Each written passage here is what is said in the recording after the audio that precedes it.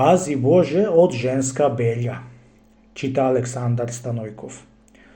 Си имало еден човек што секоја вечер, кога затворил дуќанот, велел при друзите молитви уште и таа. Пази Боже од женска белја. Тој си имал еден комшија и му се чудел на тоа велење. Вечерта му кажувал на жената си оти комшијата се молел Богу за да го пазит од женска белја. Жената му рекла: "Арно, вели домаќине твојот комшија, оти женска белја е многу лоша." Тој не му верувал на жената си и почнале да се препираат вечерта, што ја донесле работата до ќотек и ја удрил неколку тупаници в тил на жената си, та така замолкнала жената му. Си рече жената му, ја ти да видиш што белја ќе ти донесам. Думала и издумала белја да му донеси. Тука близу имало едно теќе со дервиши укачи. Ошла и му рекла на поглавниот за да му сторите едно добро. Дервишот ја прашал: "Што добро сакаш да ти сторам, кажуј." И почнала таа да му кажа оти мажот ја имал една болест многу лоша и за да оздравит мажот ја дошло на сон да седит во теќето 1 година време. И му рече на баш дервишот: "Слушај вамо, дервиш баба, мене на сонот ми се кажа што требат да му се правит на мажа ми.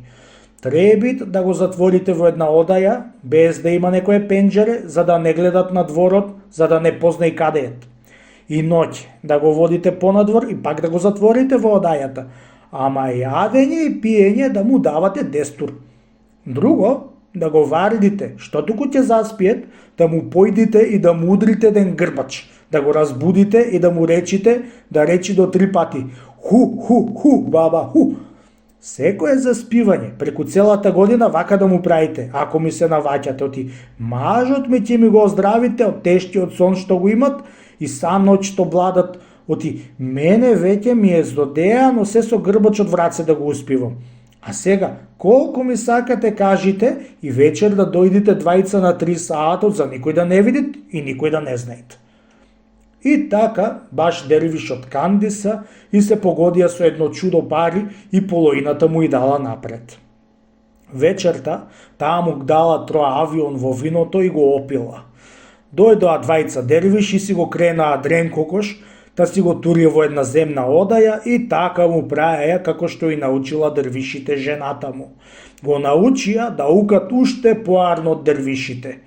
Тој се чуди, каква работа ќе биде това, си велел, кај ќе бидам, дали сон гледам? Туку седел и се чудил.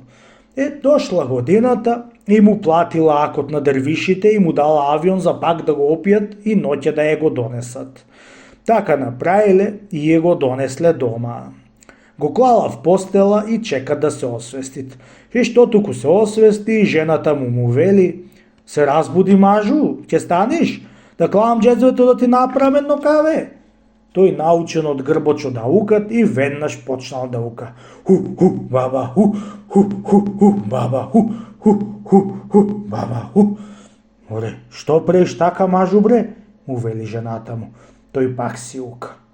"Море, не бој се, мажу, што преш? Освести се троа. Напи се една вода, изми си образ, повели едно каве."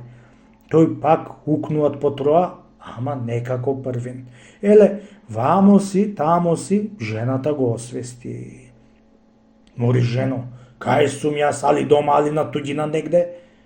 Мажу, што зборуваш така како да бладаш нешто, што туку ми укаш, дојди си на свеста." И така се освести.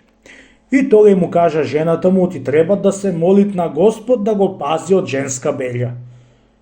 "Ами сега, мори, жено, како ќе се јавам на дуќан од светот, што ќе ми се смеат кога ќе разберат?"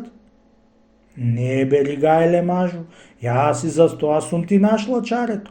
Земи торбава со броенициве што се натре и појди си надуќан. Кој ќе дојд, ќе те поздравит и ќе ти велит: добре дошол, аџи, оти јас така сум кажувала, оти ти си на аџилак, и ќе му даваш по едно рало броеници." И така сиромајот си појде на дуќан и си доби едно име Аџи. Од тогај и тој, кога затворил дуќанот при друзите молитви, се молел: Pazi Bože od ženska belja.